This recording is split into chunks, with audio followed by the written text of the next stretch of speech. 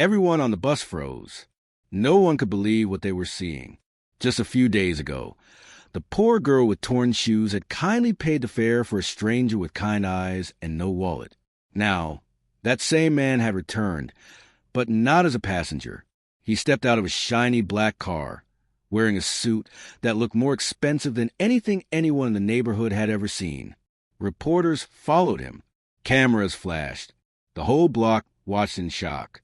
And then, right in front of everyone, he knelt down on one knee and opened a small velvet box to reveal a golden key. He held it out to the girl. "This is for you," he said. "You changed my life with one small act of kindness. Now let me change yours." The crowd gasped.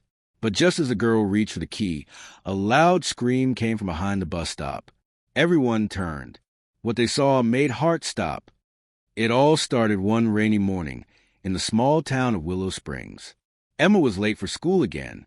Her backpack was heavy with secondhand books, and her coat barely kept the cold out. Her mother had left early to clean houses, and her little brother, Max, had already walked to school by himself. She didn't even have lunch packed. As she stood at the bus stop, counting the few coins in her hand, she sighed. "Just enough for one ride," she whispered. The bus squealed to stop in front of her, and she climbed on with a tired smile. The driver, Mr. Jenkins, gave her a nod. He knew her situation. He'd often let her ride for free when he could, but he was strict on rules now since the company was watching. Emma sat in her usual spot, third row from the front, by the window. The world outside looked gray, just like the inside of her life these days. Then the man stepped on. He looked confused, like someone who didn't belong here. His coat was too nice for this part of town, but his shoes were muddy, like he had walked a long way. He searched his pockets and frowned. "Sorry," he told the driver. "I must have left my wallet at home." Mr. Jenkins sighed. Rules are rules. No fare, no ride. The man gave a small nod and turned to leave. That's when Emma stood up. "I'll pay for him," she said, holding out her last coins. The man looked at her, surprised. "You don't have to." "It's okay," she said with a small smile. "Everyone forgets stuff sometimes." The whole bus was silent. No one offered to help. Only Emma did. The man sat beside her. "Thank you," he said softly. "My name's Daniel." "I'm Emma." They rode in silence for a while. Daniel looked out the window, his eyes full of thought. He seemed troubled, like he was carrying something heavy in his heart. Before his stop, he turned to her and said, "You've done something today you might not understand now, but one day you will." Then he stepped off the bus and was gone. Emma forgot all about it. Her day was filled with the usual.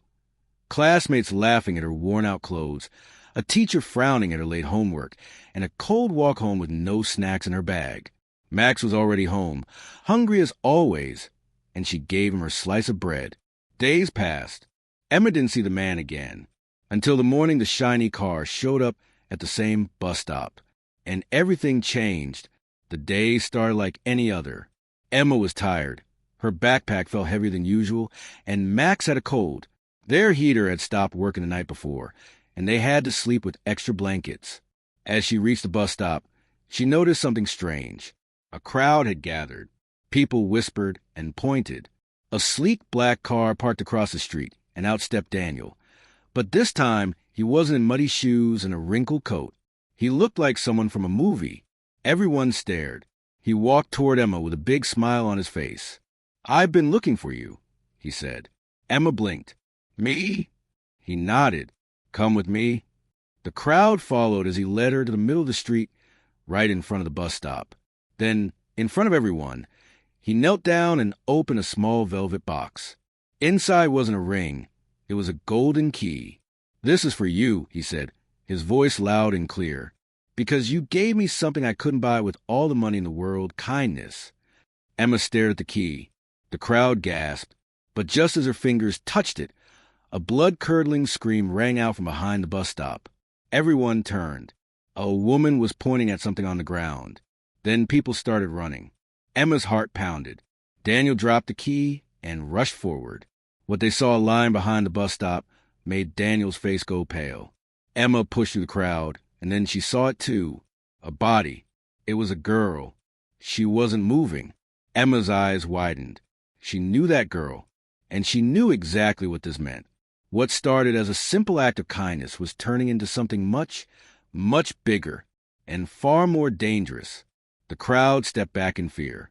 The girl on the ground wasn't just anyone. She was someone Emma knew all too well. It was Lila. Lila wasn't Emma's friend. In fact, she was the opposite. She was a rich girl at school who never missed a chance to tease Emma about her old shoes, her patched-up bag, or a free lunch card. But now Lila wasn't laughing.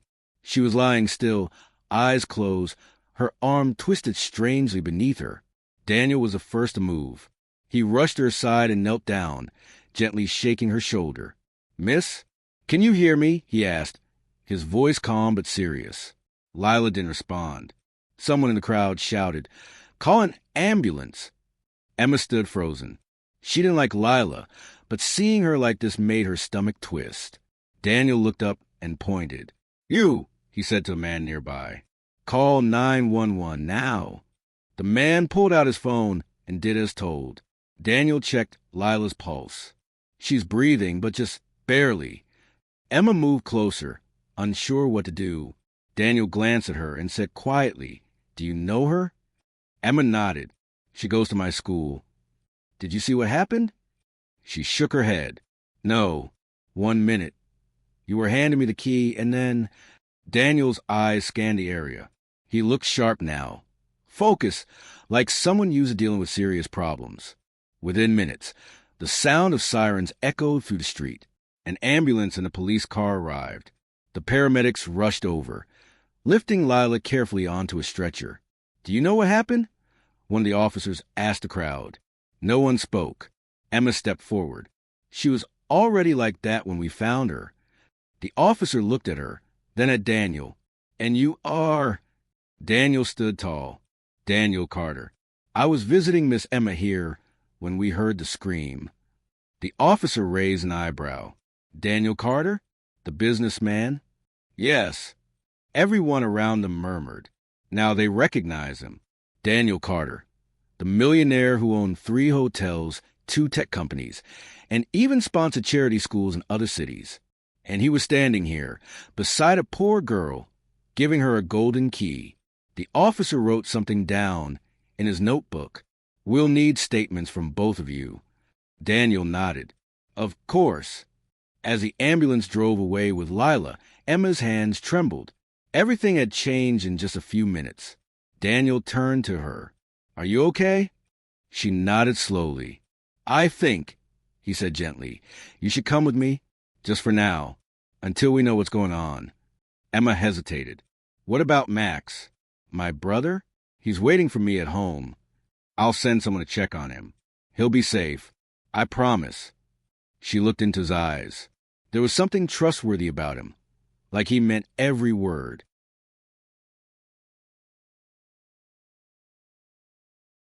So she nodded, and everything changed again. Daniel's car smelled like leather and flowers. Emma had never been in anything so clean and fancy. The seats were soft, and music played quietly in the background. Daniel spoke to the driver, then turned to her. "I'm sorry things happened this way. I wanted today to be special." Emma looked down. "You don't have to give me anything. I didn't help you for a reward." Daniel smiled. "That's exactly why you deserve one." The car pulled up to a tall building, glass windows, golden doors, and a doorman in a red coat. "Where are we?" Emma asked. "My office. Come on. There's someone I want you to meet."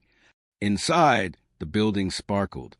People in suits walked quickly, talking into phones or holding folders.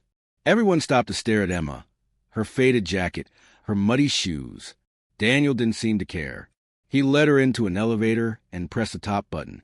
When the doors opened, they stepped into an office, so big it looked like a small house. It had soft carpets, tall windows, and a long table with shining chairs. A woman with curly brown hair stood up to greet them. "Emma, this is Rebecca," Daniel said. "She helps me run my charity programs." Rebecca smiled warmly. "So you're the famous girl I've heard about." Emma blushed. "I'm not famous." "You are now," Rebecca said kindly. "You helped someone when no one else did." That matters more than you know. Daniel nodded. Rebecca's going to help set up the gift I wanted to give you. Emma's eyes widened. The key? He pulled it out of his coat pocket. This key opens a door to your new home. Fully paid for. Fully furnished. Yours. Emma's mouth dropped open. You bought me a house? Daniel chuckled. It's a small apartment, really, but it's safe. It's warm. And you and your brother won't have to worry about rent again. Tears filled Emma's eyes. She had never even dreamed of something like this. I don't know what to say. Just say you'll accept it, Daniel said gently. I do, she whispered. Thank you. They all smiled, but then Rebecca's phone rang. She picked it up, listened for a few seconds, then her face changed. What is it? Daniel asked. Rebecca hesitated. That girl from earlier. Lila. She's awake. Emma sat up straight. She said someone pushed her.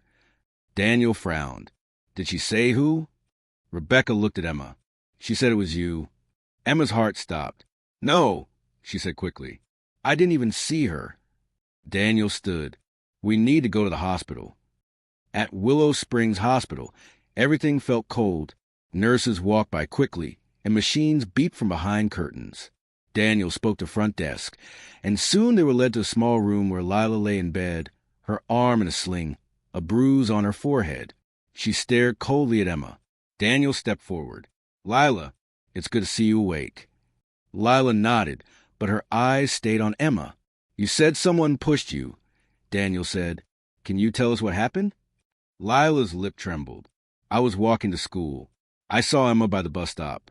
She looked angry. I didn't say anything, I swear. But then she ran up behind me and shoved me. Emma gasped. That's not true. I didn't see anyone else, Lila said. It was her, I'm sure. Rebecca stepped forward. Emma was with us when we heard you scream. There were lots of witnesses. Lila looked away. Then maybe I'm wrong. Maybe it was someone else. But her voice didn't sound sure. Daniel watched her closely, then glanced at Emma. I believe you, he said firmly. Emma's chest ached with relief. But just as they turned to leave, a nurse ran in, breathless. You need to come now, she said. There's been another incident. Emma's legs went weak. What happened? Daniel asked. It's your brother, the nurse said to Emma. Max. He's missing. Emma's world spun. Daniel caught her as she stumbled. What do you mean missing? She cried. The nurse shook her head. He was at school. Then he was gone. No one saw who took him. Emma's heart felt like it had stopped. First a reward, then an accusation. Now her little brother was gone. Everything had turned upside down, and she didn't know who she could trust anymore. Emma could barely breathe. The room spun around her as the nurse's words echoed in her ears. Max is missing. Her legs wobbled, and she gripped Daniel's arm to keep from falling. He was just at school, she whispered. He was supposed to wait for me. Daniel turned to the nurse, his voice sharp and steady. What do you mean he's gone? How does a child disappear from school without anyone noticing? The nurse swallowed hard. The school secretary said he never returned after lunch. His teacher thought he'd gone home sick, but his name wasn't on the sign-out list. Emma blinked back tears. Max would never leave school alone, not without telling me. Not unless someone made him. Daniel pulled out his phone. I'm calling my team. We'll find him. Emma looked at Lila, still lying in the hospital bed, her arm bandaged, her expression unreadable. Do you know something? Emma asked, her voice cracking. Lila shrugged, not meeting her eyes. I don't know where your brother is. Emma's eyes narrowed. But you knew I didn't push you. Why did you lie? Lila looked away. I didn't lie. I said maybe I was wrong. Rebecca stepped in gently. Let's not fight now. Right now, we need to find Max. Daniel pressed the phone to his ear. Mason, I need eyes on every street camera around Willow Springs Elementary. Start with the east gate, Max's usual exit. He turned to Emma. We're going to get him back. I promise. Emma nodded slowly, still shaking. The golden key in her pocket now felt heavy, useless in a world where her brother could just vanish. Within the hour, Daniel's private security team was swarming the school grounds. Uniformed officers arrived, and the principal gave a shaky explanation. We had no reason to think he was missing until his sister called. Kids go home early all the time. Emma gritted her teeth. He's 9 years old. He doesn't just leave. Rebecca stayed by her side, holding her hand tightly. Suddenly, a tall man in a black coat approached them, holding a tablet. "I've got something," he said. We checked the security footage. At 12:47 p.m., Max was seen speaking to a man by the school gate. He tapped the screen. Emma leaned in. There was Max, standing alone at the edge of the playground. A tall man in a hoodie approached him. They exchanged a few words. Max hesitated, then followed the man out of frame. Emma's heart dropped. "Who is that? Who is he?" The man in the black coat frowned. "We're trying to enhance the footage, but his face is partially covered. Could be a stranger or someone Max knew." Emma turned to Daniel. "Why would anyone take my brother?" Daniel's eyes darkened.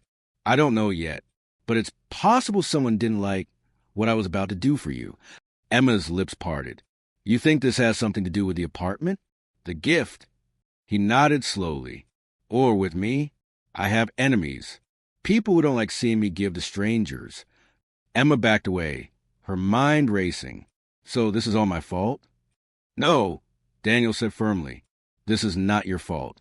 You did nothing wrong. Someone else did." But the thought haunted her. She had given a stranger bus fare. Now everything in her life was turning upside down.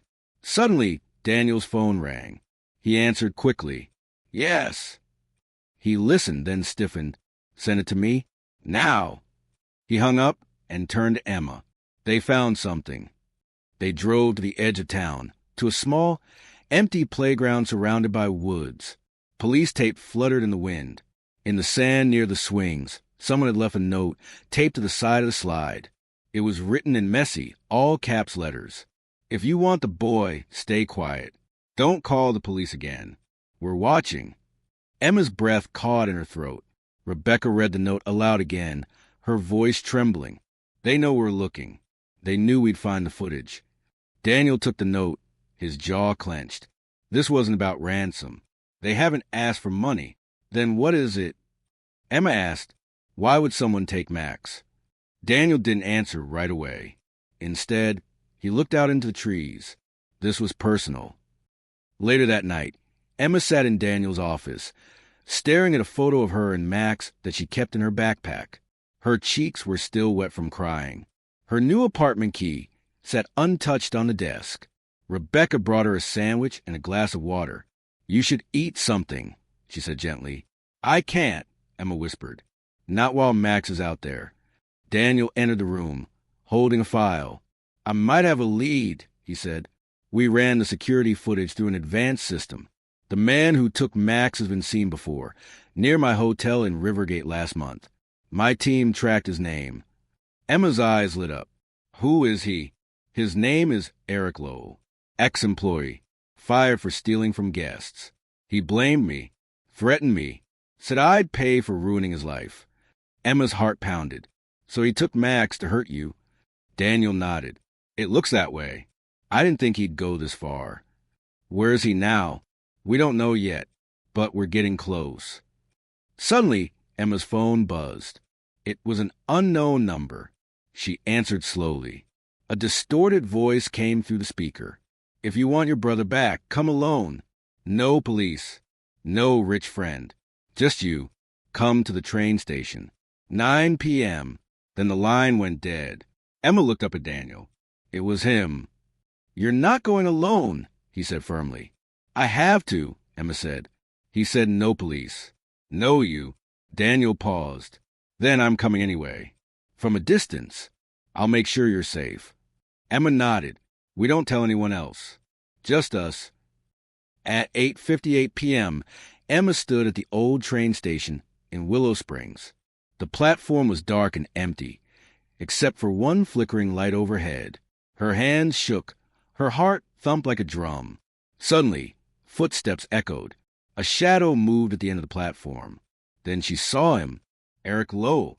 Tall, pale, angry eyes. And beside him, Max. His hands were tied, and there was tape over his mouth. Emma cried out, but Eric held up a hand. Not a word, he hissed.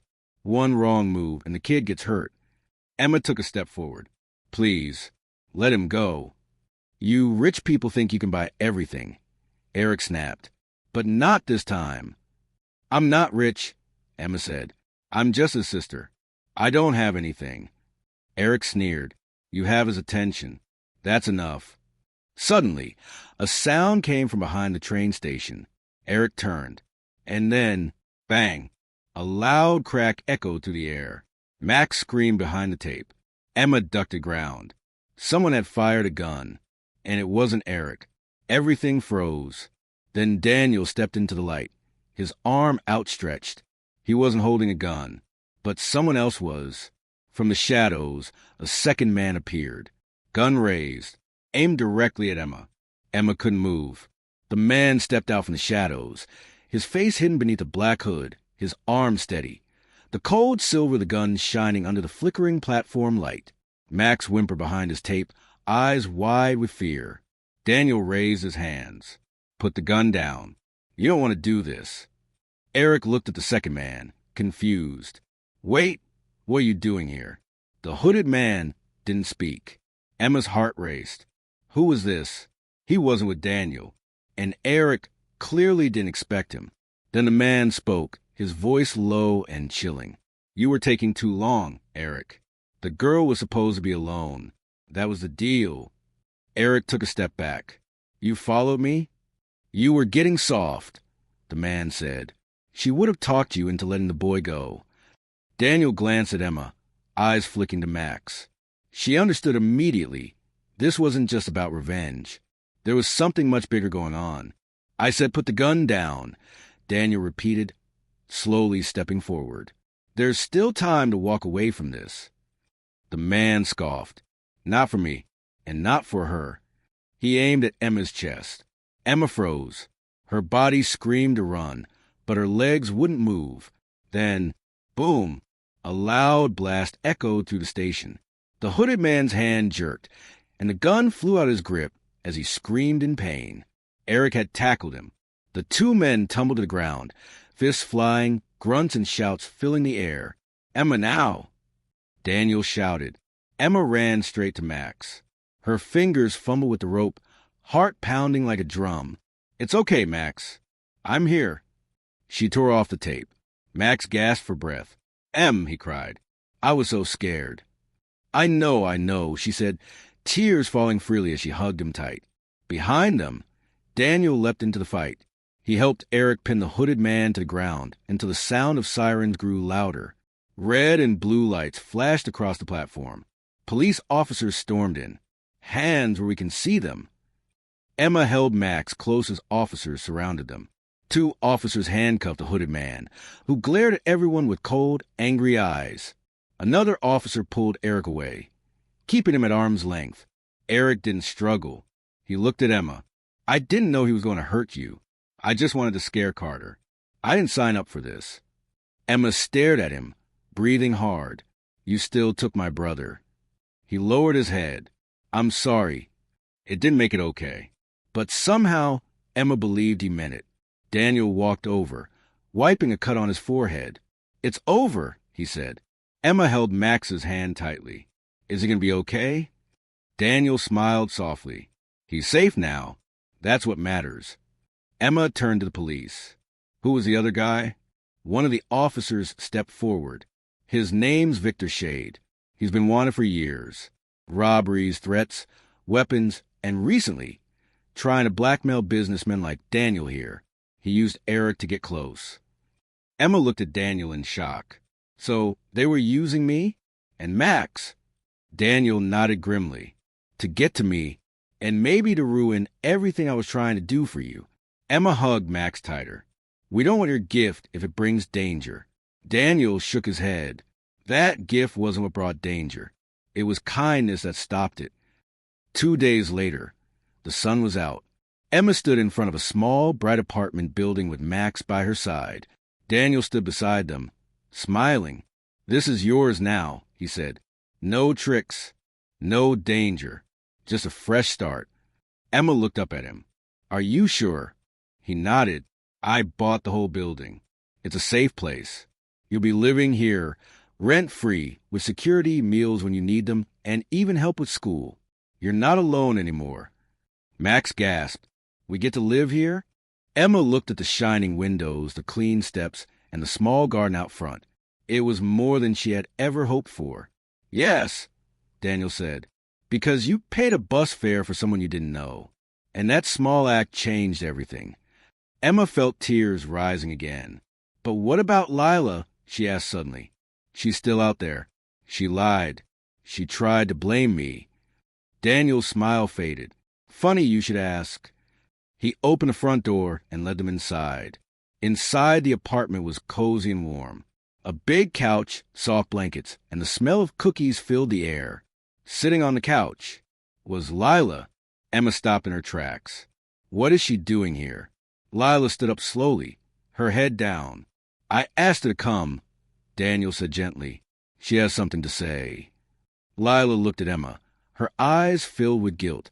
I'm sorry, she said softly. I was angry. I didn't want someone like you getting gifts and attention. I thought if I blamed you, it would all go away. Emma didn't say anything. Lila took a deep breath. I didn't know someone would take Max. I never wanted that. Why are you here? Emma asked. Because I'm going to volunteer, Lila said. Here, at this place, helping people who need it, like you helped that man. Daniel stepped forward. And because she asked to learn, she wants to change. Emma looked at Lila. She didn't trust her completely. Not yet. But something in Lila's eyes was different now. Maybe kindness really could change people, even the ones who didn't deserve it. Suddenly, Max ran to the window. Emma, look. They all turned. Outside, another black car pulled up, but this time no reporters came out. Just a tall man in sunglasses. Daniel frowned. I don't recognize him. The man stepped out, and then he looked up at the window and pointed directly at Emma. He mouthed something Emma couldn't hear, then got back into the car and drove away. Emma's heart skipped. Lila stepped closer to the window, eyes wide. That's not over, is it? Emma whispered, I don't think it is. And just like that, the peace Emma thought she had found slipped quietly away. Emma couldn't sleep that night. She lay in her new bed, soft sheets, warm blankets, a fluffy pillow on her head, and yet her eyes stayed wide open. The image of the man in the sunglasses pointing up at her window wouldn't leave her mind. What did he want? Why had he come? And why had he just left? Max was curled up in the bed next to hers, finally resting after days of fear and confusion. Every few minutes, Emma would peek at him, just to make sure he was still there, still safe. But safety felt like an illusion now. She tiptoed out of bed and walked to the living room. Lila was there, asleep on the couch with a half-open book on her lap. Daniel had insisted she stay for a few nights, as part of her make-it-right plan. Emma didn't trust her yet, but for now, Lila was quiet. Different. Still, Emma's heart was uneasy. She quietly opened the front door and stepped out onto the small balcony. The cool night breeze brushed her face. The streets below were quiet, but she couldn't shake the feeling that someone, somewhere, was still watching. Behind her, a soft voice spoke. You saw him too, right? Emma turned. It was Lila. She stood at the balcony door, eyes serious, no trace of her usual smugness. You saw the man in the car? Emma asked. Lila nodded. He looked like someone my dad once warned me about. A man named Harrison Clay. Emma tilted her head. Who is that? Lila hesitated. A businessman, like Daniel, but bad, really bad. My dad said he doesn't make money. He steals it, ruins lives, and disappears. He tried to buy out one of my dad's friends, and when he said no, the man's shop burned down. Emma's eyes widened. Why would he be here? Lila looked down. Because Daniel is the one who stopped him from taking over the city's old youth center last year. Daniel bought it instead and turned it into a shelter for homeless kids. Emma's mouth went dry. So you're saying he's after Daniel? Lila shook her head. I think he's after anyone close to Daniel now. Emma swallowed hard. That meant her. And Max. The next morning, Emma told Daniel everything Lila had said. Daniel listened quietly, then rubbed his chin thoughtfully. I knew Harrison wouldn't give up. I thought he'd try something. But using you, that's low. Even for him. What are we going to do? Emma asked. We fight back, Daniel said. But smartly. He picked up his phone and made a call. It's time, he said. Bring her in. Emma frowned. Bring who? Daniel hung up. There's someone I want you to meet. Someone I trust with my life. About an hour later, a tall woman with long red hair and a leather jacket entered the apartment. She walked like a soldier and had sharp eyes that didn't miss a thing. This, Daniel said, is Rachel. She's an ex-detective and my personal security chief. Rachel nodded at Emma. I've read your file. You're brave. Most people wouldn't have done what you did. Emma blinked. I have a file? Rachel grinned slightly. Don't worry. All good things. Then her smile faded. Daniel, I traced the plates on the car from last night. Belongs to a fake company in Texas. But we caught the same car parked near your hotel in Rivergate last week. So Harrison's getting closer, Daniel muttered. Rachel turned to Emma. We need to move you and your brother. Somewhere quiet. Somewhere safe. Emma shook her head. No, we just got here. Max finally has a warm bed. I'm not running again. Rachel's voice was calm but firm. Emma, this isn't about comfort. It's about your life. If Harrison thinks you're Daniel's weakness, he won't stop. I'm not his weakness, Emma snapped. And I'm not scared of Harrison. Rachel looked at her for a long moment, then nodded. Then we fight smart. She pulled out a folder and spread photos across the table. This is Harrison's team. The man who pointed at your window is his driver and fixer. Name's Wade Dalton. Trained in surveillance. If he saw you, he's already collecting data. Daniel leaned over the photos. So what's the plan? Rachel smiled. We set a trap. 3 days later, everything looked normal. Emma and Max went to school. Daniel returned to work. Even Lila walked around the apartment building delivering flyers for a new donation drive Rebecca had organized. But nothing was normal. Rachel's team had wired the apartment. Cameras were hidden. Microphones placed. Even the old van parked near the playground was filled with agents watching around the clock. They were waiting for Wade to show up again. And on the fourth night, he did. Emma saw him from the kitchen window. The same black car. Parked a little farther away this time. The man in sunglasses stepped out, pretending to check his phone. But this time, Daniel and Rachel were ready. Rachel pressed her earpiece. Team 2, hold position. Do not engage until my signal. Emma stayed inside, holding Max's hand tightly. Then the trap was sprung. Rachel gave the signal. Agents surrounded Wade in seconds, but he didn't run. He raised both hands and smirked. I was wondering when you'd notice me. Rachel stepped forward. You're under arrest for stalking, trespassing, and conspiracy to harm a minor. Wade laughed. Arrest? You think this ends with me? Daniel walked up, his face hard as stone. Tell Harrison. If he touches his family again, he'll regret it. Wade's smirk faded just a little. This isn't over, Carter. You've made it personal now. As officers dragged him away, Emma felt a strange mix of relief and fear. They had stopped one man, but Harrison was still out there, still watching. That night, Daniel called a meeting in the apartment living room. Rebecca, Rachel, Lila, Max, and Emma were all there. It's time we change the plan, Daniel said. We can't keep waiting for Harrison to make a move. We have to go to him. Emma sat up straighter. But how? Rachel smiled. We let him think he's won. Daniel nodded. We fake something. A press release. I'll act like I'm stepping down from my business, giving it all away. Harrison won't be able to resist showing up to claim the prize. Emma frowned. And then what? We'll be waiting, Daniel said. All of us. Lila raised her hand, a little awkward. Can I help? Everyone turned to look at her. She bit her lip. I know I haven't been the best person, but I want to fix it. Really.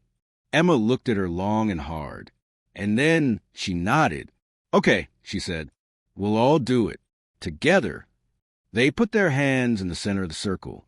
Daniel, Rachel, Rebecca, Lila, Emma, Max. One team. But just as they broke their circle, Emma's phone buzzed. She looked at the screen. One new message. No name, no number, just a sentence. We see everything, even what you're planning. Emma's breath caught. She showed Daniel the message. Rachel leaned over. It's not from Wade. Emma's fingers trembled as she looked out the window. It was dark again, but somewhere out there, someone else was watching. Emma's hands shook as she held the phone. We see everything, even what you're planning. No name, no number, just those 10 words. Cold, threatening, watching. Daniel grabbed the phone from her gently, scanning the message. Rachel stood up from the couch, already calling one of her agents. We wiped everything, she said to herself. Encrypted the entire building's network. This shouldn't be possible. Emma felt her throat tighten. They're in. Somehow they're in. Max sat quietly next to her, his small hand clutching hers. Are they going to take me again? No, Emma said fiercely, pulling him close. Never again. Lila peeked over Emma's shoulder. Who else could be watching us if Wade's been arrested? Rachel tapped her earpiece and spoke in a whisper. Check the Wi-Fi logs. Look for anything new, any unfamiliar devices. Daniel handed the phone to Rebecca. Trace this number. Now! Rebecca was already pulling out her laptop. On it. Emma looked around the room. What once felt like the safest place in the world, this cozy apartment with soft lights and warm rugs, suddenly felt like a trap, like someone was behind the walls. Listening, Daniel sat beside her. They're trying to scare us. Emma nodded slowly. It's working. Rachel walked to the window, checking the corners with a small device that beeped faintly. Signal scanner, she explained. If someone planted bugs or cameras inside the apartment, this'll pick them up. Max's eyes widened. You mean like spy stuff? Exactly like that, Rachel said with a small smile. The device beeped. Then again, faster now. Rachel paused. She knelt by the bookcase in the corner and reached behind it. With one swift motion, she pulled out a tiny black object no bigger than a coin. Bingo. Daniel leaned in. A hidden mic? Yep, Rachel confirmed. These are hard to catch. Someone planted this in the last 2 days, or I would have found it earlier. Lila stepped back, her voice quiet. That means someone came in, while we were sleeping. Emma's skin crawled. Rachel stood. They're not just watching. They were here. By morning, Rachel had swept the entire apartment. 5 hidden devices were found. One behind the couch, one inside the kitchen lamp, another taped under the dining table, and 2 more in the hallway vents. We've been live-streamed, Rachel said grimly. They've been listening to everything. Daniel looked furious. This is no longer just a threat. This is a full-blown attack. He turned to Emma. We need to move. Now. Emma shook her head. They'll just find us again. They always do. Lila crossed her arms. Then don't run. Make them come to you. Everyone turned to her. Lila continued, her voice steady. You want to trap Harrison? Then don't wait. Invite him. Rachel raised an eyebrow. You want to invite the man who kidnapped a child? Emma's eyes narrowed. Go on. Lila walked to the table and picked up the folder of photos Rachel had laid out. This guy, Harrison, he doesn't play games unless he thinks he's already won. So we make him think that. Rebecca caught on. You're saying stage a defeat? Lila nodded. Daniel's stepping down isn't enough. You need to look broken, like you've given up on the apartment, on helping people, on Emma. Daniel frowned. That's going to get attention. Exactly, Lila said, especially from people like him. Rachel smirked. It's risky, but she's not wrong. Daniel sighed and rubbed his forehead. I've built a career on giving hope. Faking defeat won't be easy. Emma stood. Then let me help. I'll be the one who turns on you. That'll really sell it. Max gasped. What? Emma turned to him. Just pretend, Max, like a school play. Daniel looked at her. You're sure about this? Emma nodded. If this is the only way to end it, I'll do it. Rachel looked at Daniel. Then we do it tomorrow. Big, dramatic. A press event. Let the world think you're finished. And that Emma wants nothing to do with you anymore. Daniel sighed. All right, let's give them a show. The next day, the press gathered outside Daniel Carter's business headquarters. Reporters stood in tight clusters, cameras ready, microphones in hand. Daniel stood at the podium, looking grim, tired, defeated, just like they wanted him to. Behind him, Emma waited, her expression cold. Lila stood beside her, dressed neatly, holding a folder. Mr. Carter, a reporter asked, "Why are you stepping down?" Daniel spoke into the microphone. Because I made a mistake. I trusted the wrong people. I gave to the wrong causes. And I put others in danger. Flashbulbs burst. Do you regret helping the girl, Emma? Another reporter shouted. Daniel looked back at Emma. She stepped forward and took the microphone. I don't need Daniel Carter, she said flatly. I never did. His help brought danger to my life, to my brother. I wish I'd never met him. Gasps rippled through the crowd. Daniel looked down, shoulders sagging. Rachel, watching from a rooftop, whispered into her earpiece. He's watching. Target vehicle spotted on 7th and Elm.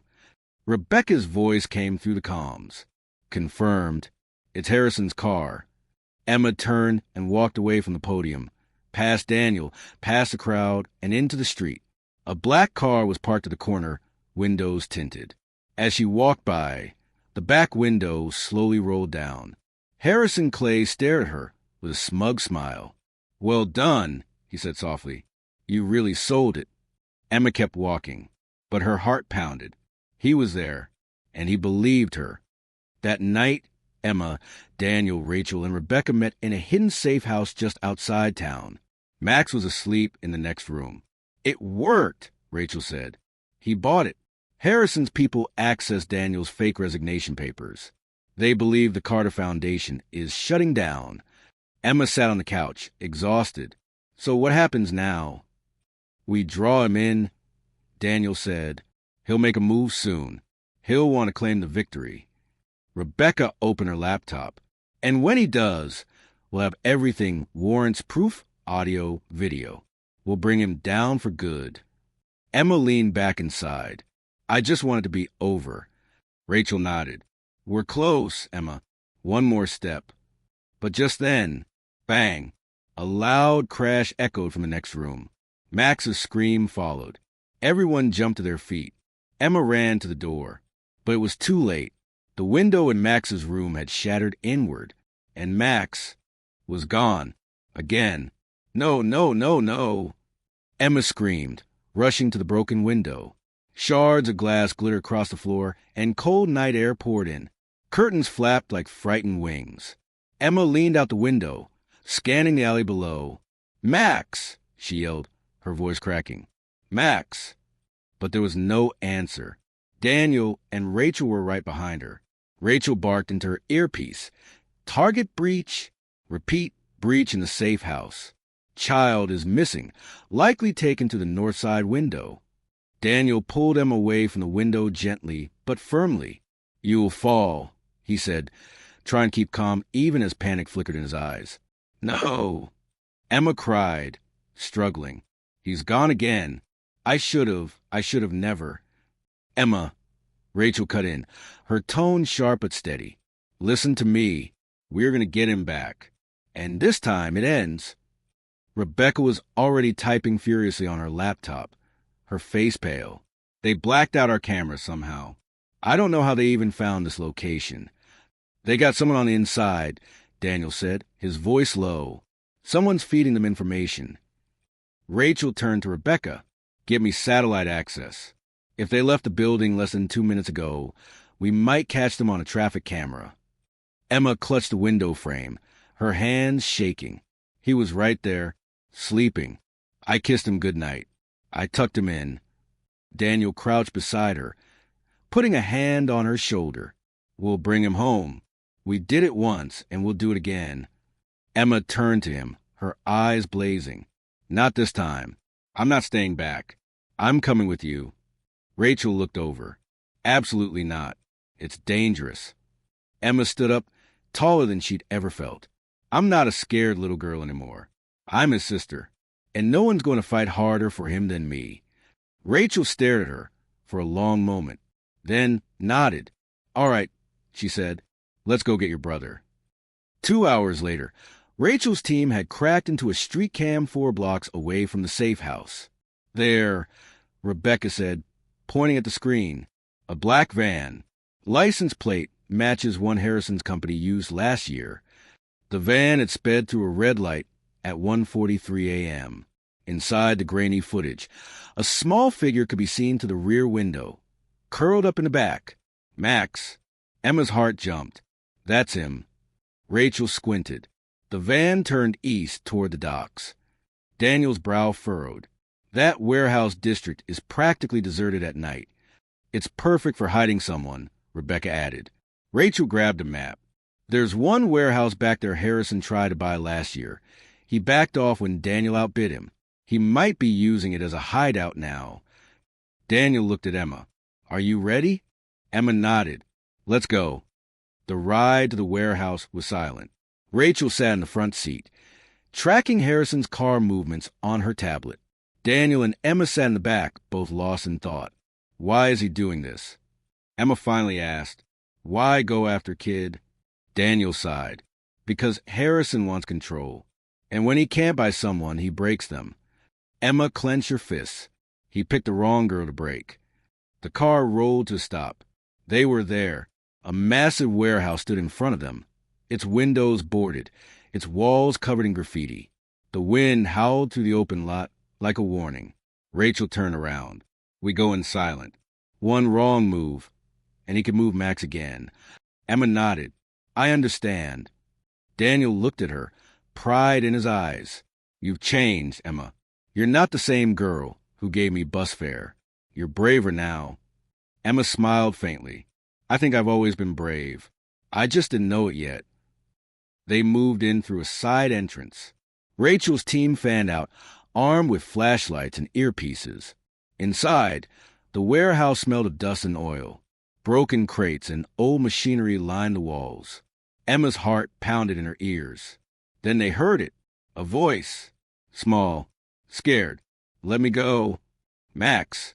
Emma sprinted forward, ignoring Rachel's warning whisper. Max. I'm here. From behind a metal gate, Max sat tied to a chair, his mouth covered with tape again, his eyes wide with fear.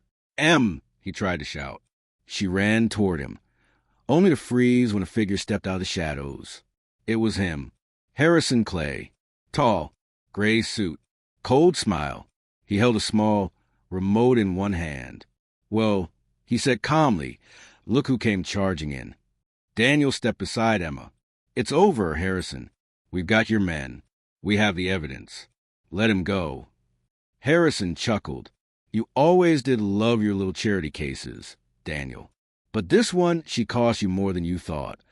He raised a remote and pressed a button. A timer lit up on a metal box next to Max's chair. Emma's blood ran cold. A red countdown. 30 seconds.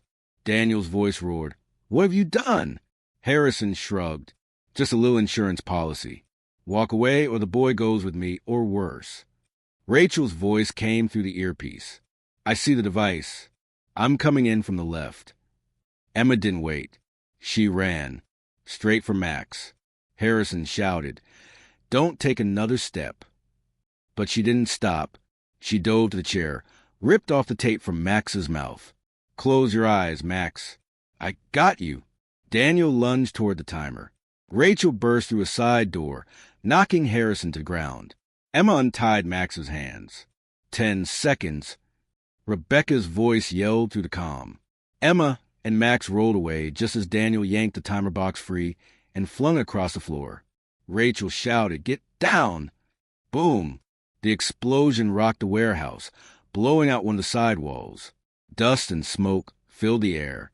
Emma shielded Max with her body, holding him tight as pieces of metal and would rain down. When the dust settled, Rachel was on top of Harrison, handcuffing him. Daniel coughed, helping Emma to her feet. "Are you okay?"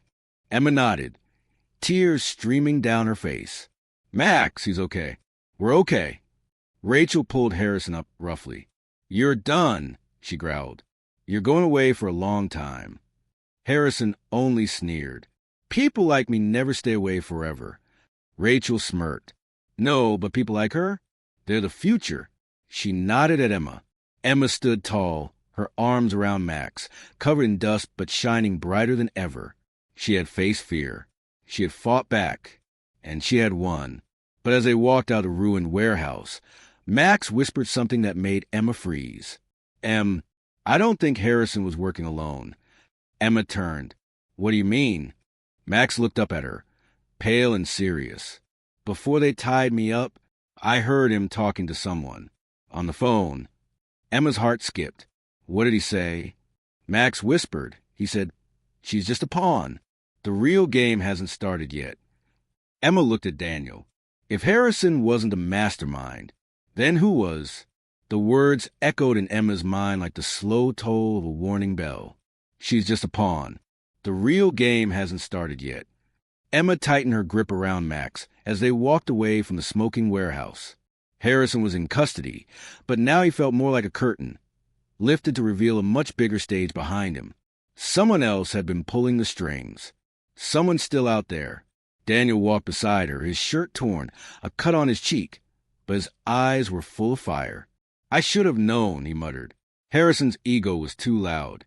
He always made noise. But someone behind him? Quiet, smart, hidden. Rachel nodded. "We need to talk to Harrison. Tonight, before he gets lawyered up." Max tugged on Emma's sleeve. "He's still in danger, isn't he?" Emma crouched beside him, brushing dirt from his hair. "Not just him, Max. All of us." They got into the van, which now felt like the last safe place in the city. Rebecca was already tapping away at her laptop, pulling up call records and financial trails connected to Harrison. "We'll track that call Max overheard," she said. "But if this new person's smart, they'll cover their tracks." Emma sat quietly in the back seat, staring out the window. She thought about how everything started, with a simple act of kindness, just paying someone's bus fare. And now here she was, hunted, fighting criminals, and uncovering something that felt bigger than anything she could imagine. "Emma," Daniel said softly, "you've been stronger than anyone. But if you want out, if you want to walk away now, I'll make sure you and Max are protected. For life." Emma looked up at him and shook her head. "No," she said. "We finished this. I want to know who's behind it. I want to know why. And I want to stop them before they hurt anyone else." Daniel gave her a proud smile. "Then let's begin." That night, under tight security, Daniel, Rachel, and Emma entered a cold gray room in the Willow Springs Police Department. Harrison sat at the metal table, his wrists cuffed, his lips twisted into a smirk. He looked up as they entered. "Back so soon," he said. "Miss me already?" Rachel leaned against the wall, arms crossed. Daniel took the seat across from Harrison, calm but firm. Emma stood to the side, just out of reach, but close enough to hear every word. "You made a mistake," Daniel said.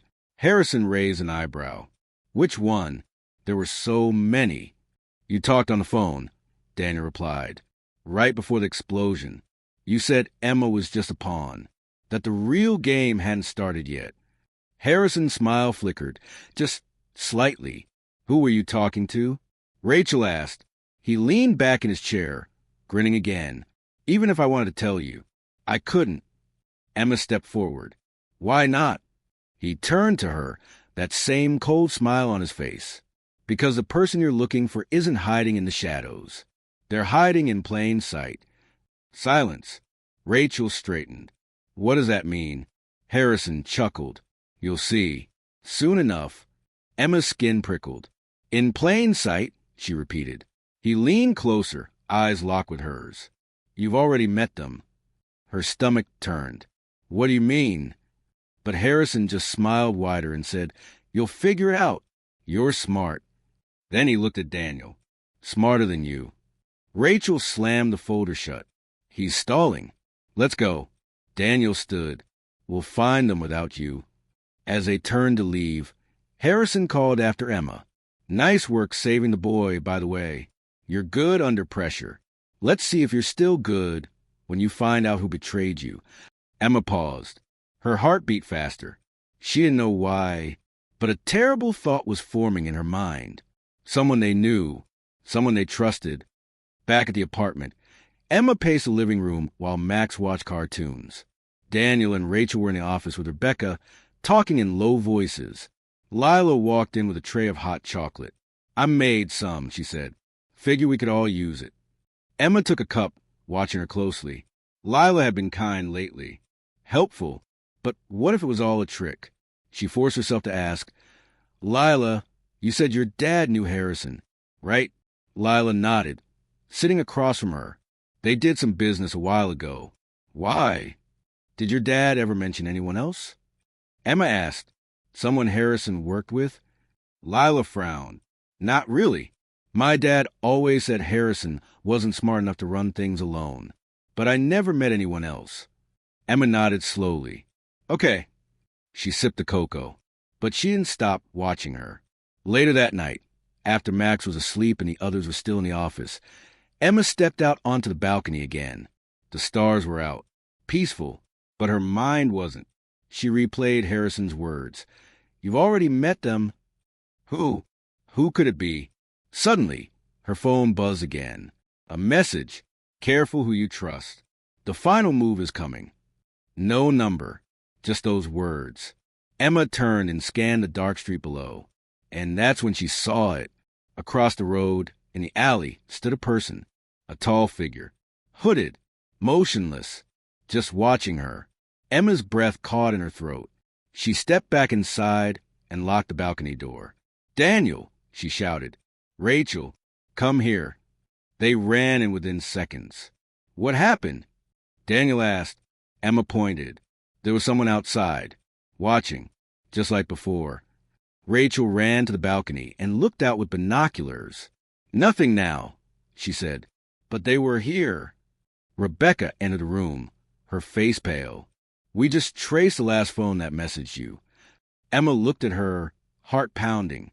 Where did it come from? Rebecca hesitated. Then she said it. One of the phones registered inside this building, not outside. Emma blinked. What? You mean? Yes, Rebecca said quietly. The message didn't come from a stranger on the street. She looked slowly around the apartment. It came from someone in here. Emma's voice was barely a whisper. Then we've been betrayed. Again, silence. The air inside the apartment felt heavier than stone. Emma looked at each face in the room. Daniel, Rachel, Rebecca, and Lila, who stood frozen in the hallway, a mug of tea trembling in her hands. Max peeked from his bedroom door. Sensing the tension, Rebecca placed the tablet on the table and turned it toward them. Here, she said. The message was sent using an encrypted texting app, bounced through 3 fake locations, but the final signal came from one of the secure Wi-Fi networks here. It wasn't hacked from outside, it was accessed from the inside. Emma's voice cracked. That means it's someone here. Lila dropped her cup. It shattered on the tile. Everyone turned. I didn't send anything, she said quickly, holding up her hands. I swear, I haven't touched any of your computers or phones. You can check. Rachel's eyes narrowed. We will. Emma stared at Lila, trying to read her face. Was this just fear or guilt? Rebecca was already typing. Running a device scan now. Every phone, tablet, and laptop connected to our network in the last 24 hours. Daniel sat slowly, rubbing his temples. This is exactly what Harrison wanted. Distrust. Confusion. He's still winning, even from a cell. Rachel didn't sit. She paced. Let's think clearly. Who had access? Me. Daniel. Rebecca. Emma. Max. Obviously not. Lila. And the agents downstairs. Emma muttered. Don't forget earlier when the safe house was breached. The only people who knew that location were us. Rebecca's scan pinged. Got it, she said. Everyone turned toward her. One of the devices that pinged the message was a tablet logged into a guest Wi-Fi name. disguised itself as a nearby cafe system to hide it. She tapped again. The tablet ID popped up on the screen. Tablet user, guest underscore 762. Rachel frowned. Wait, that ID matches the tablet we loaned to Lila. Everyone turned to Lila again. Her face turned white. No, I never. Rachel stepped toward her. You had the tablet. We gave it to you 2 days ago. Remember? So you could help us organize donation records. I swear, I didn't send any messages. I didn't even know it could do that. Rebecca pulled out her phone and showed the usage logs. The message was typed out manually. It wasn't automated or accidental. Someone used that tablet at 10:23 p.m. from inside the apartment. Lila's lip trembled. I left it in the kitchen drawer. Anyone could have used it. You didn't even lock it. Emma's thoughts swirled like a storm. Was Lila lying again? Had she been part of this the whole time? Or was someone else using her as a scapegoat? Rachel turned to Daniel. We need to search the apartment. Every room. Now. Daniel nodded grimly. Do it. Within an hour, every inch of the apartment had been searched. Cabinets, closets, vent covers, electronics, even under rugs. Then Rachel found something, tucked inside the lining of an old backpack left by the door. A second phone, unregistered, wiped, but one text message had been left undeleted. Plan moving ahead. Harrison down. Begin phase 2. Emma's blood went cold. She looked around. Phase 2. Rachel looked even more concerned. This was never just about Daniel, or money, or even Emma. Daniel clenched his fists. They wanted something bigger.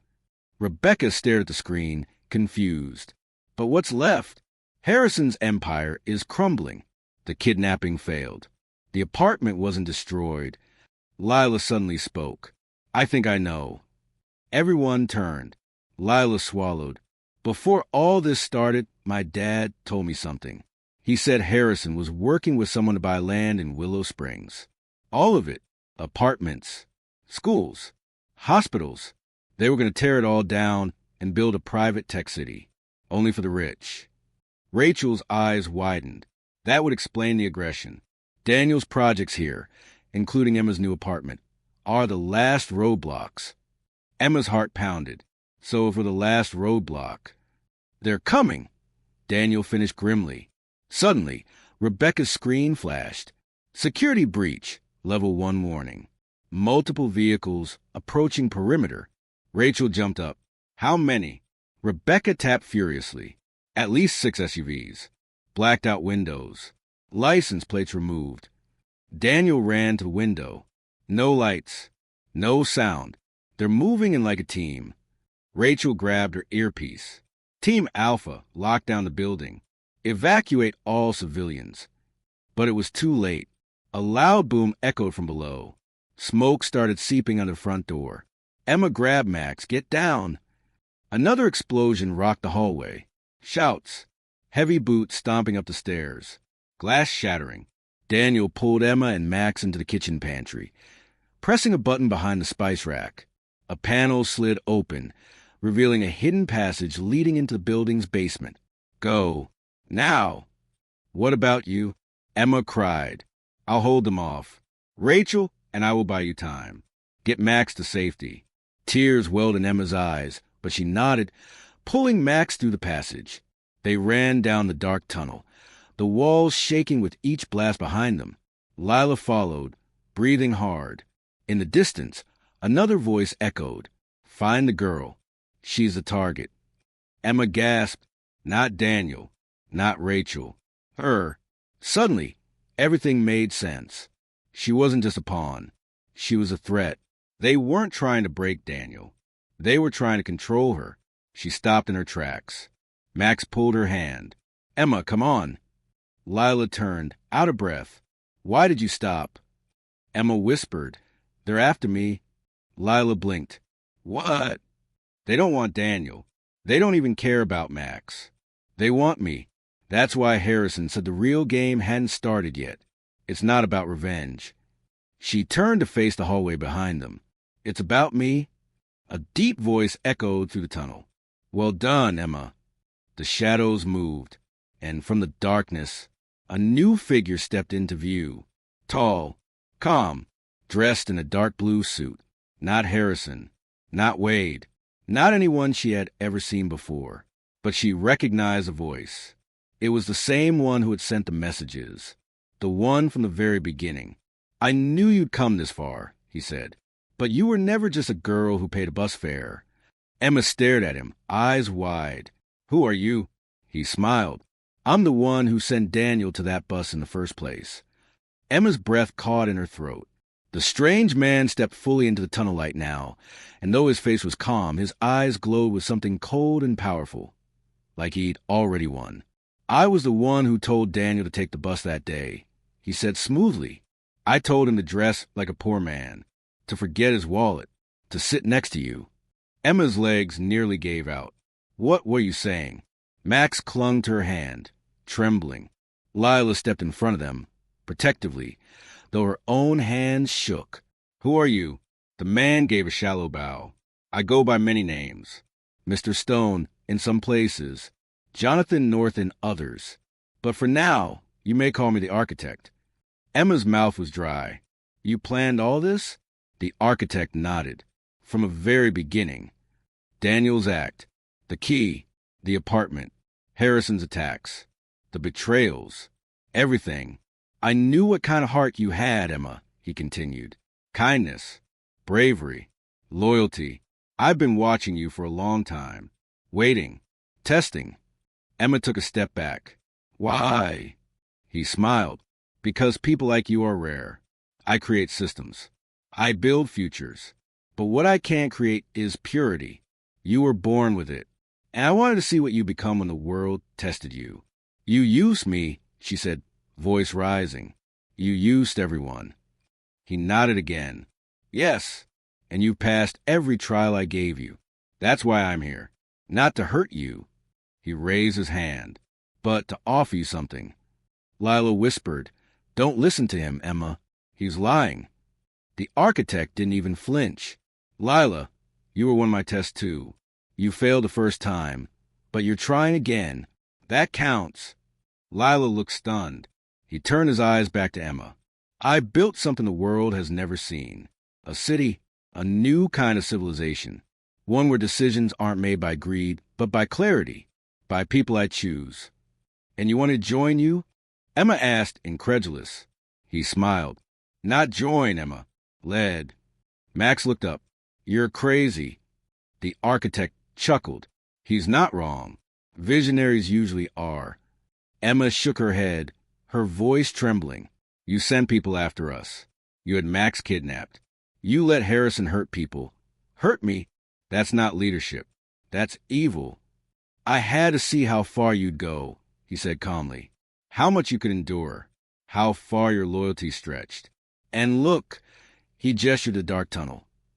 You've made it this far. You've earned your place.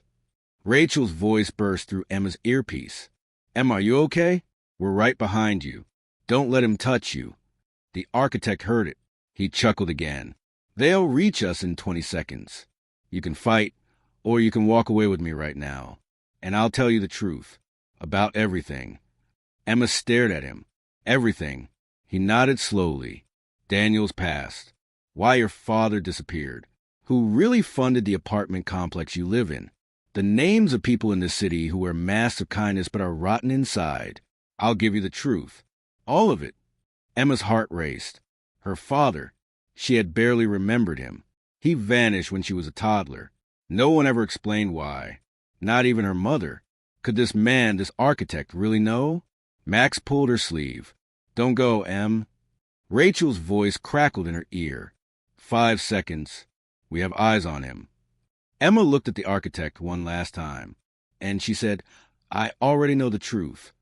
He raised an eyebrow. She took Max's hand. The truth is, good people don't test children. They don't steal brothers. They don't build empires on pain. His eyes narrowed. You're making a mistake. Emma backed away. No, you did. When you thought I'd become like you, suddenly, bang, A flash grenade exploded behind them.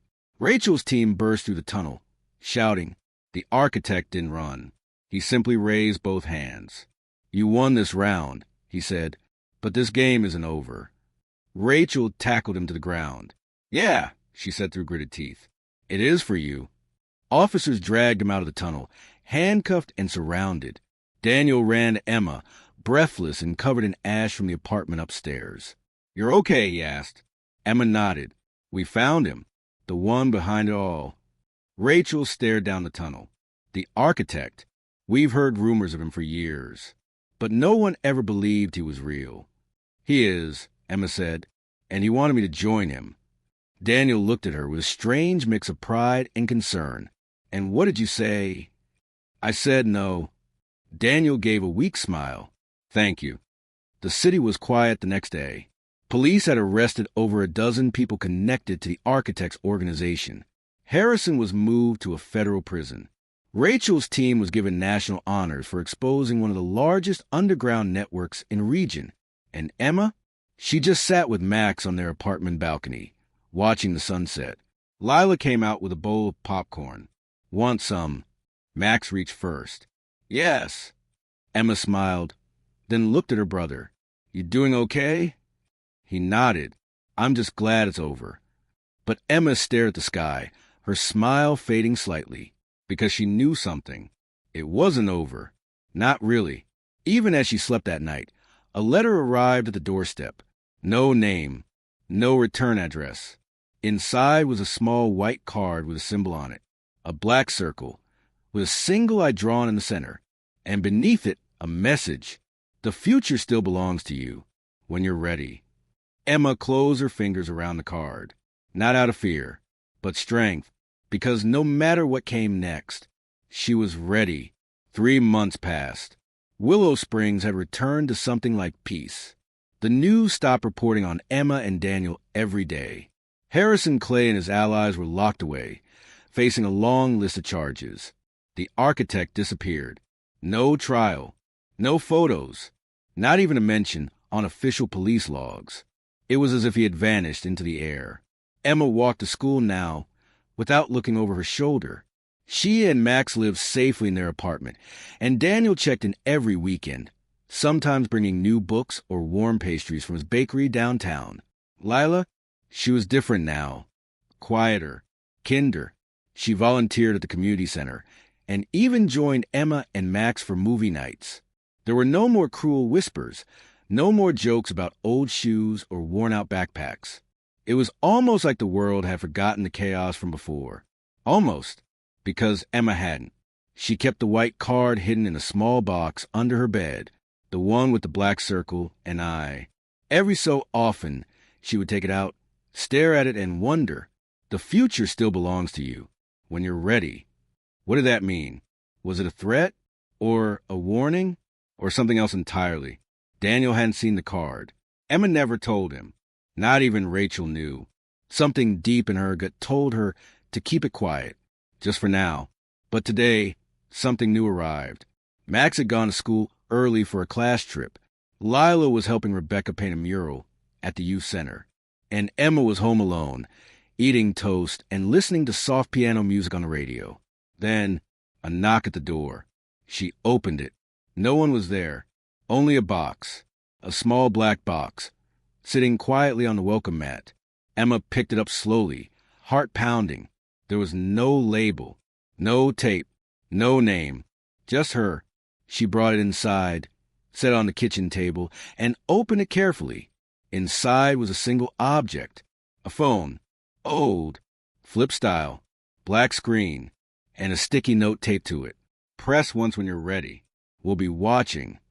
Emma swallowed hard. Her hands trembled. She didn't press it. She closed the box and shoved it deep under the sink behind the cleaning supplies. She thought about calling Rachel, but she didn't. Not yet. Later that night, Daniel visited. They sat on the couch, drinking cocoa while Max built a tower out of pillows on the floor. You doing okay? Daniel asked. Emma nodded. Mostly. You're still thinking about him. She looked up. The architect? Daniel nodded. I can feel it, he said. He's not finished. People like that never really go away. Emma didn't answer, because in her heart, she already knew. A week passed, then another. The phone remained under the sink, unused. Emma kept her head down at school, helped Max with homework, cleaned the apartment, and volunteered with Lila. Things were good, until the storm came. It arrived on a Friday afternoon. Black clouds, heavy rain, wind to howl like it carried secrets. Thunder boomed so loud, it shook the windows. Max stayed home from school with a fever, curled up on the couch. Emma sat beside him, reading. Then the lights flickered. Once, twice, then went out. The whole building went dark. Emma stood, her heart skipping. She grabbed a flashlight from the drawer and tried her phone. No signal. She looked out the window. The whole block dark. That's when she saw it. A shadow across the street. Not moving. Just standing there, watching. She closed the curtain. Max stirred. It's okay, she said quickly. Just a storm. She tried to believe it, but deep inside she didn't. Then, buzz, buzz, buzz. A low sound, coming from the kitchen. Emma froze. She knew what it was. She stepped toward the sink, slowly opened the cupboard. The phone, it was glowing. The screen flashed once. A single word. Now. Emma picked it up with shaking hands.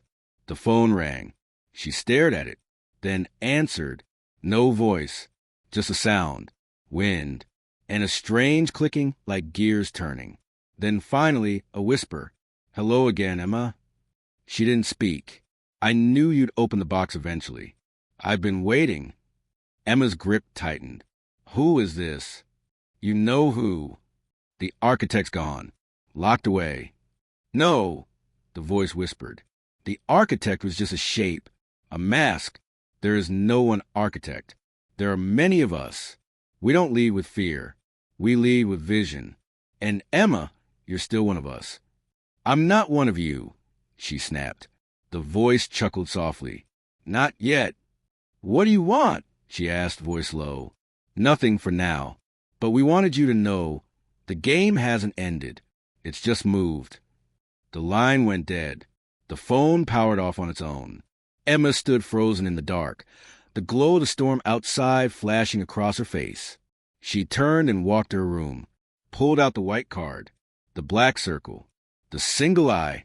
She stared at it for a long time, and then, without knowing why, she placed it on her desk, not to throw it away, but to keep it close, because deep in her heart, she understood the truth. The future did belong to her, but maybe the biggest choice of all was still ahead. The next morning, the storm had passed. Sunlight spilled into the apartment like nothing had happened, like the night before was just a dream. The power returned, the internet came back, and birds chirped in the distance. But Emma knew better. It hadn't been a dream. The phone was still dead, sitting silently on the counter. The black box gone, just disappeared. No footprints on the hallway carpet. No trace of anyone ever delivering it. The only proof something had happened was the white card on her desk and the voice that still whispered through her mind. There are many of us. She didn't tell Daniel. Not yet. Not even Max. Because what could she say? That a secret society, people who claimed to control the future, wanted her? That she was a chosen one for something she didn't ask to be part of? That even after all she'd faced, Harrison, Wade, the architect, kidnappings, explosions, betrayals, it still wasn't over? It sounded crazy, but she felt it in her bones. Something was coming. Daniel showed up later that day with 3 large boxes and a big grin. I have something for you, he said. Emma raised an eyebrow. You always say that. He chuckled. This time it's special. He opened the first box. Inside were copies of her story, bound in real books. On the cover, Kindness in Chaos, the Emma River story. Emma gasped. You wrote a book? We wrote it together, Daniel said. Every step of your journey, from the bus fare to now. Max picked up a copy and flipped through it. Whoa, I'm in this too. You're a hero, Daniel said. People need to know how brave you both were. Emma turned the pages. tears building in her eyes. Why? Why tell the world? Because your story gives people hope, Daniel replied. And because I think it's time they know what a real leader looks like. She looked up at him. A leader? Daniel leaned forward. They picked you, Emma. The architect. His followers. Whoever they are, they saw something in you. But what matters more is what you see in yourself. I don't want to be part of them, she said quietly. Daniel smiled. Then don't be. But that doesn't mean you can't lead your own way. He handed her the second box. Inside was a stack of documents. Charters, bank slips, legal forms. Emma frowned. What is this? Daniel cleared his throat. A foundation. The Rivers Foundation. In your name. I'm transferring part of my company's profits to fund scholarships, food programs, safe housing. You'll help lead it. Emma's eyes widened. Me? Daniel nodded. You. I'll help, but it's yours. Emma blinked away tears. I don't know what to say. Just say yes. She smiled slowly. Yes. Max clapped. My sister's famous and in charge. Lila peeked in from the hallway. And she still makes the best grilled cheese. Emma laughed. For a moment it felt real. Safe. Peaceful. That night, after everyone had gone home and Max was asleep, Emma sat on her balcony, watching the stars. She held the book in her lap, the first page open. She read the dedication. To the girl who gave a stranger her last coins. You changed more than one life that day, and the world is better for it. Her fingers brushed the page. Then her eyes shifted to the white card on the table. Still there, still waiting. She picked it up and stared at it again. The black circle, the eye, the future. She turned it over. Nothing. She sighed and set it down. And that's when she saw something new, a faint shimmer. Words appearing slowly like ink from a ghost pen. She leaned closer. You chose kindness. Again. And again. When you are ready to build something new, you know how to find us. The words faded as quickly as they had appeared. Emma stared at the spot they had been, her heart pounding. She sat back in her chair, the wind brushing her cheeks, the city glowing faintly in the distance. And she whispered, I don't need you to build something new.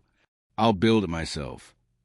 In the months that followed, Emma's name grew, not for being the girl who survived the architect, not for the kidnappings, the explosions, or the chaos, but for what she did after. She used the Rivers Foundation to open a shelter near the train station, the same one where Max had been taken. She worked with Daniel to build safe homes for struggling families. She helped Lila start a kindness program in every school in Willow Springs. People began to follow her, not out of fear or power or secrets, but because she believed in something better, because she believed in them, because kindness had changed everything. One small act, one small girl, one bus fare, and a world that would never be the same.